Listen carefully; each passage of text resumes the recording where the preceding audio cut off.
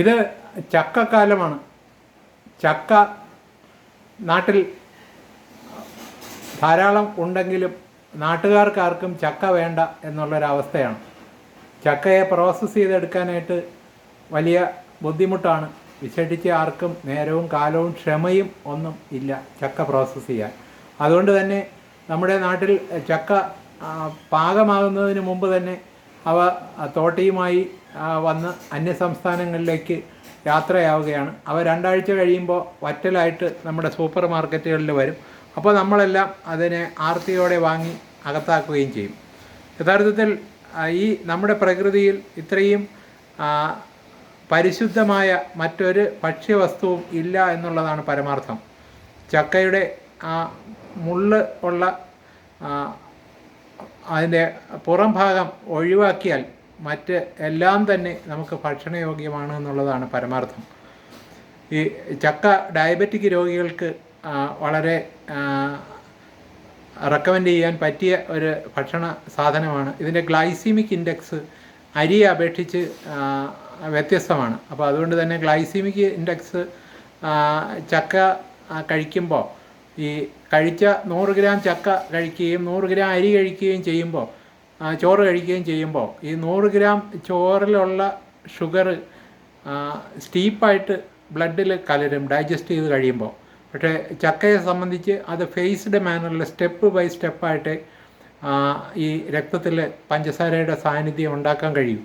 അപ്പോൾ അതുകൊണ്ട് പഞ്ചസാര രോഗികൾക്ക് ഒരു steep blood sugar level increase ചക്ക കഴിച്ചാൽ ഉണ്ടാകത്തില്ല. പക്ഷേ അത് പഴുത്ത ചക്കയല്ല, ഇളം പാകത്തിലുള്ള ചക്കയാണ് എന്നുള്ള ഒരു ഓർമ്മ കൂടി ഉണ്ടാകണം.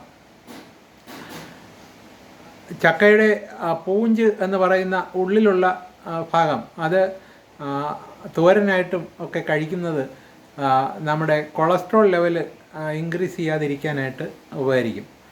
അതുപോലെ ഇത് ശരീരഭാരം കുറയ്ക്കാനും അതിൽ കലോറി വാല്യൂ കുറവായതുകൊണ്ട് അത് വണ്ണം കൂടിയവർക്കും ഡയബറ്റിക് പേഷ്യൻറ്റിനും ഒക്കെ റെക്കമെൻഡ് ചെയ്യാൻ പറ്റിയതാണ്. നമ്മുടെ ചക്കക്കുരുവിൻ്റെ പുറമേ ഉള്ള കോട്ടിലിടം, അതിൻ്റെ പാട പോലുള്ള ഭാഗം ബ്രൗൺ കളറിലുള്ള അത് ക്യാൻസറിനെ പ്രതിരോധിക്കാനുള്ള ചില ആൽക്കലോയിഡുകൾ അതിലടങ്ങിയിട്ടുണ്ടെന്ന് ഗവേഷണത്തിൽ കണ്ടെത്തിയിട്ടുണ്ട്. അതൊരു അന്ധവിശ്വാസമോ അനാചാരമോ അശാസ്ത്രീയ ചികിത്സകൻ്റെ വെളിപാടോ ഒന്നുമല്ല. ഇതിൻ്റെ പാട പോലുള്ള ഭാഗം മെഴുക്കുവരട്ടിയായിട്ടൊക്കെ ഉപയോഗിക്കാം.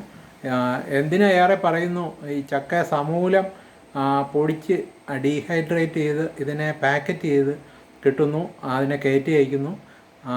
ചക്ക വളരെ എളുപ്പത്തിൽ ഇത് വെള്ളത്തിലിട്ട് സോക്ക് ചെയ്ത് കറി വയ്ക്കാനും കഴിയുന്നു. ചക്ക വറ്റൽ, ചക്കയുടെ ഈ മൂല്യവർദ്ധിത ഉൽപ്പന്നങ്ങൾ പലതും മാർക്കറ്റിലുണ്ട്.